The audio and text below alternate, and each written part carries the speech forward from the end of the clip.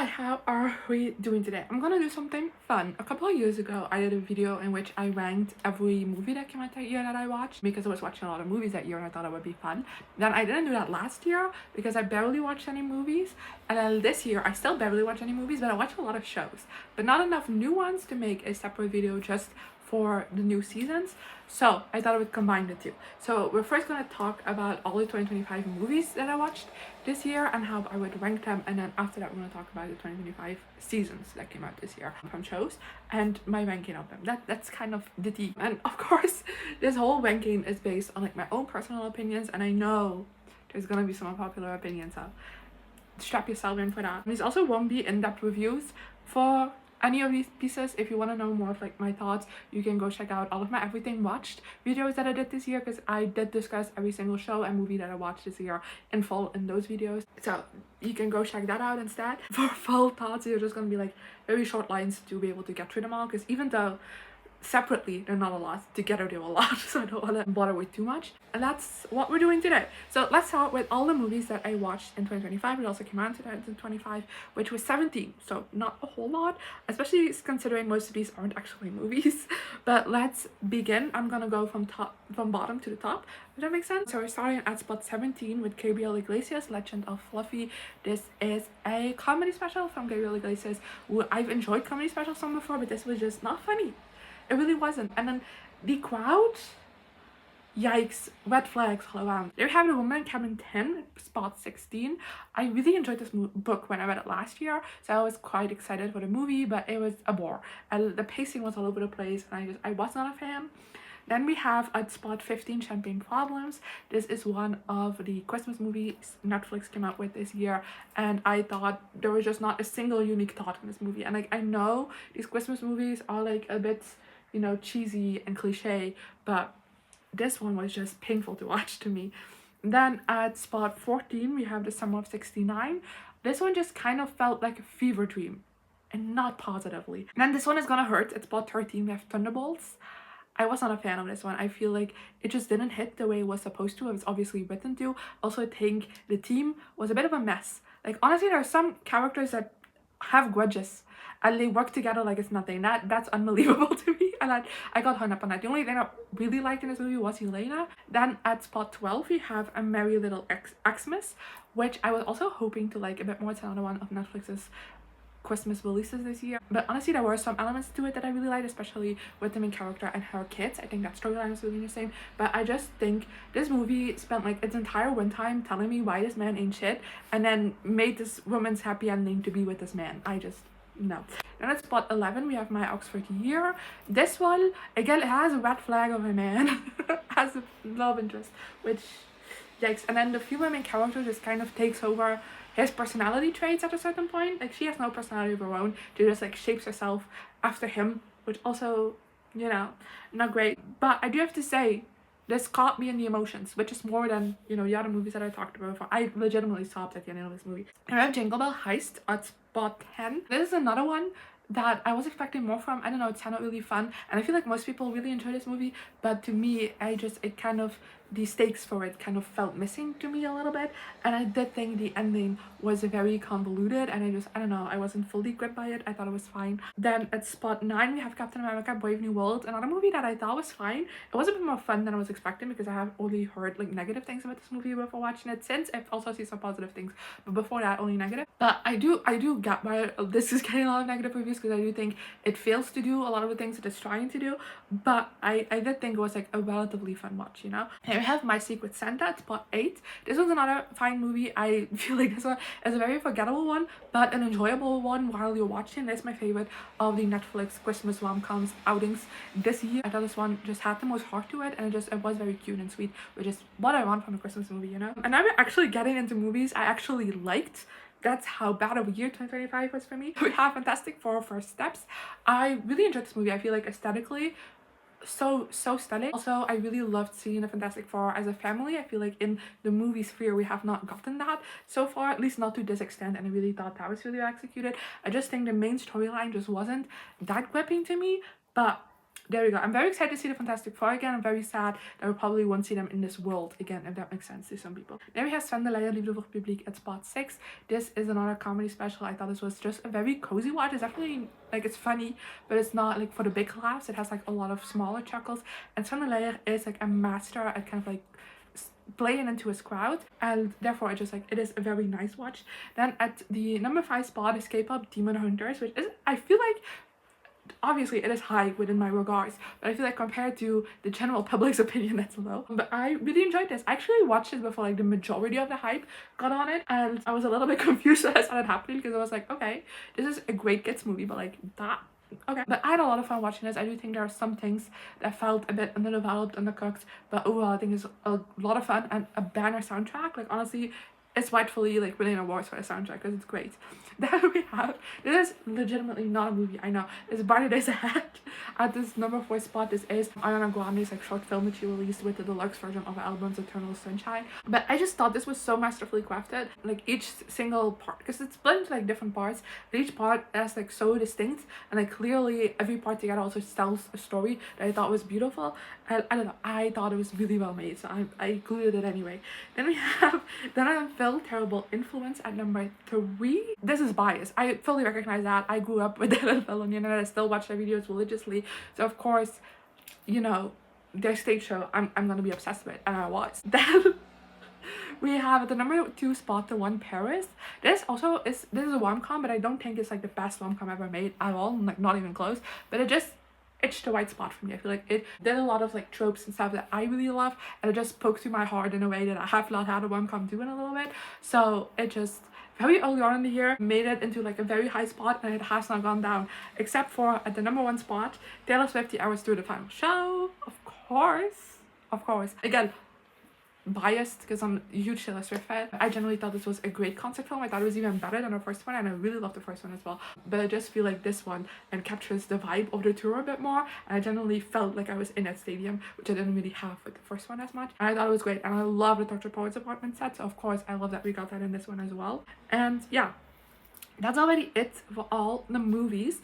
For the shows, I have 23, so it's a bit more, but just like with the movies, it's gonna take a while till we get up to the ones that I actually liked, although a little bit less. Let's start at spot 23 with Marvel Zombies. This really wasn't my thing. I should have known because zombies just in general have never really been my thing, but I really liked the Marvel Zombies episode of What If, so I was still a bit hopeful for this, but I feel like ultimately just kind of felt a bit of a letdown. We have Aziza season 3 at the 22 spot. I really love the show, and this season I didn't, and it's a shame because I do think it really started off strong. I think it had some setup for social commentary that I thought was going to be great.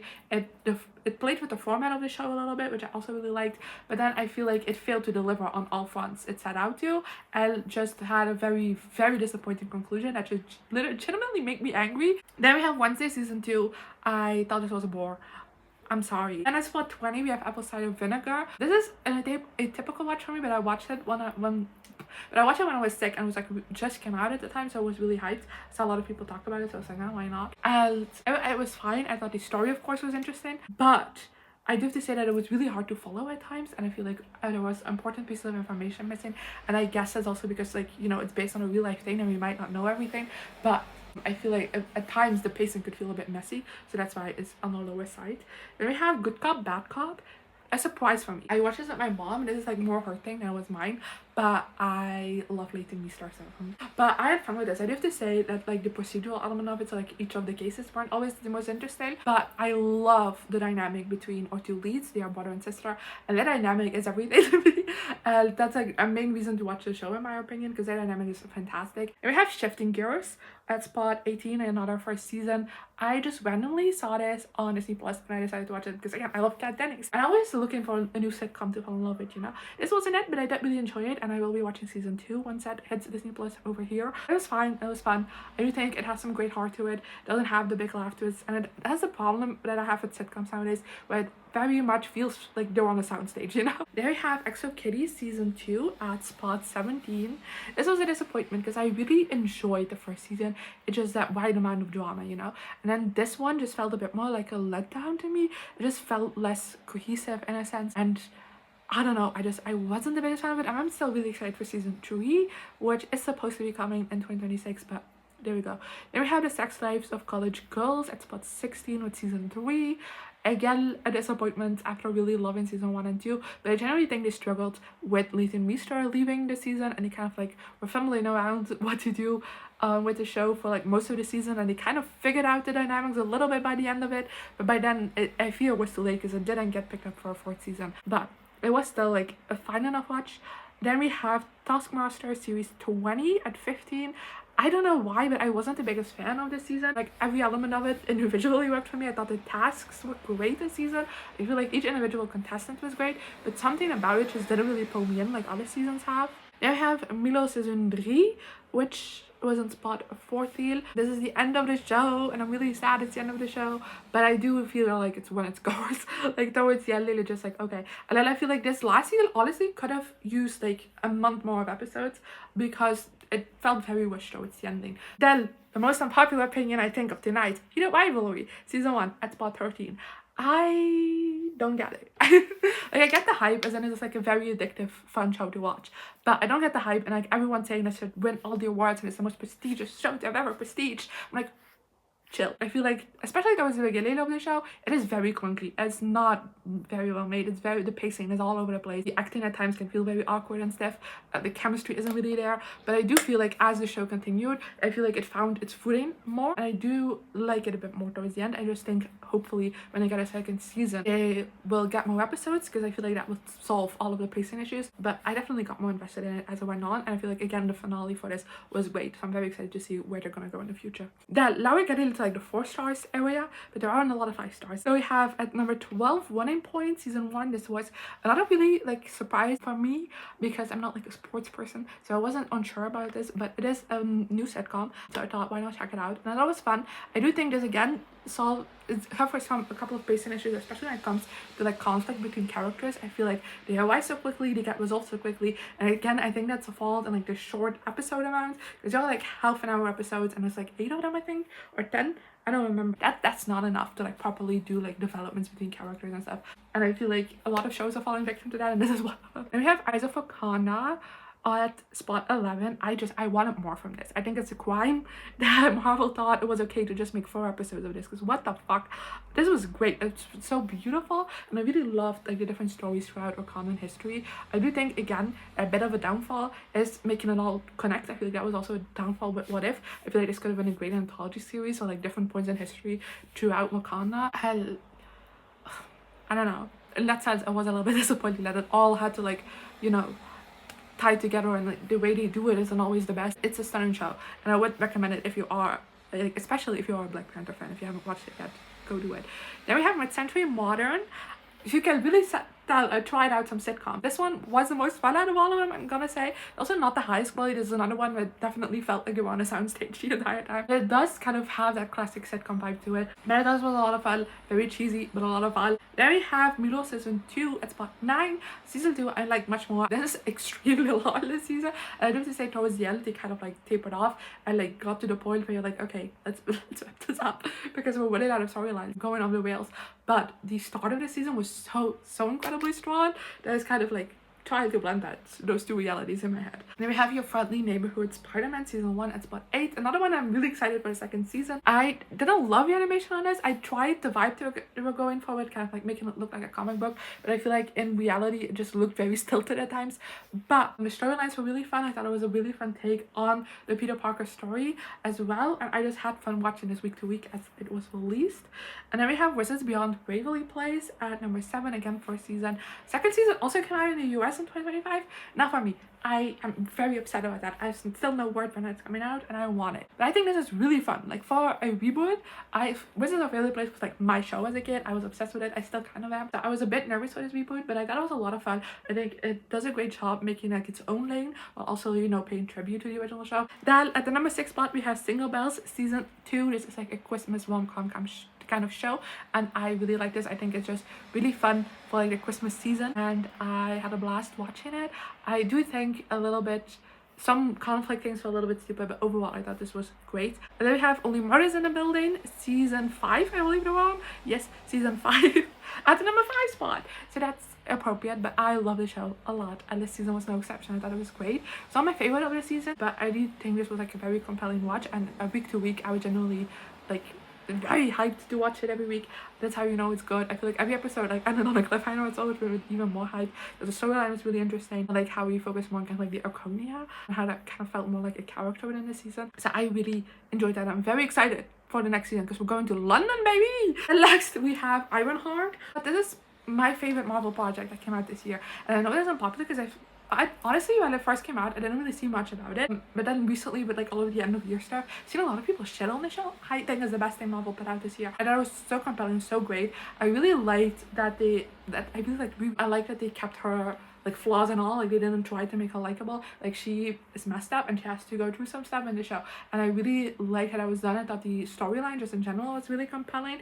And I also think they did a great job kind of, you know, paying homage to the Iron Man's Tony Stark storyline without necessarily feeling like derivative of it, which I also really enjoyed. And now we're getting into the 5 stars, I think. Yes, we only have 3 5 stars as well on here, so yay me. We have Abbott Elementary season 4. Nobody's doing it like them, baby. This is what a sitcom should be, and I'm really glad that there is one that's still hitting the mark year after year. And I also just think each season so far it's been getting better. I guess this one is on the next season in the year. We have to wait, which sucks, but season 4 was great, baby. I was very scared because like a certain will they won't they couple got together at the end of last season, so I was a bit nervous how things would go, because I feel like a will they won't they couple getting together can oftentimes be the death sentence of a show. I feel like it only got better. Then we have at the number 2 spot Taskmaster series 19. I'd have to rewatch series 7, but I generally think this might be my new favorite season. Just everything, the stars aligned for this one. I had so much fun with this. The cast was phenomenal, the task was phenomenal, and I laughed my ass off each episode. Like I typically watch Taskmaster while eating lunch, and I generally at times had to stop eating because I was laughing so much that I would choke. So that's how great the season was. And then at the number 1 spot, very matchy with the movies, of course, is The End of an Era. Again, biased, but happily so, because I thought this was great. It's very different from what I was expecting from it. It's very much focused on the Eras tour rather than Taylor Swift, which I feel like typically tour documentaries are very focused on the artist, which, you know, makes sense. And I wouldn't say the focus isn't on Taylor at all, but I feel like it very much is about Taylor within the perspective of the Eras tour, like what the tour meant for her, not necessarily what was going on in her life while the tour was going on, generally like what this tour did for her life in a sense. And then also really focuses on, I really love the spotlights we got on different crew members and some of the technicality things going on behind the scenes. I am really sad that it only like encaptures the last little bit of the tour. I would have gladly gotten a much longer season from like the entire tour, but I also understand like when you're starting something you're never gonna know how big it's gonna get, so in that sense, you know, understandable. But I thought this was great, very interesting, and I cried each episode. I don't know how Taylor Swift did it, but she did it. And yeah, it is everything I have for you. I am making it like an unofficial goal for me in 2026 to like try to stay a bit more on top on new releases for movies and shows. I feel like there's a lot of shows and movies that came out last year that I really wanted to watch and I just didn't get around to, and I kind of want to stay on top of that this year and like really watch stuff and not putting things off. So hopefully there will be 2 separate videos next year. We'll see. Let me know in the comments what you thought of any of these shows of movies in the comments. I would love to know your thoughts, as well as your favorite movie and show from this past year. For shows, by the way, I always count the last episode, that air date. So if that falls this year, that's in this year's list, if that makes sense. And yeah, that's kind of everything I have for you, and hopefully I'll see you next time. Bye. What does the God thing have to be so complicated? Should've played it cool instead of made it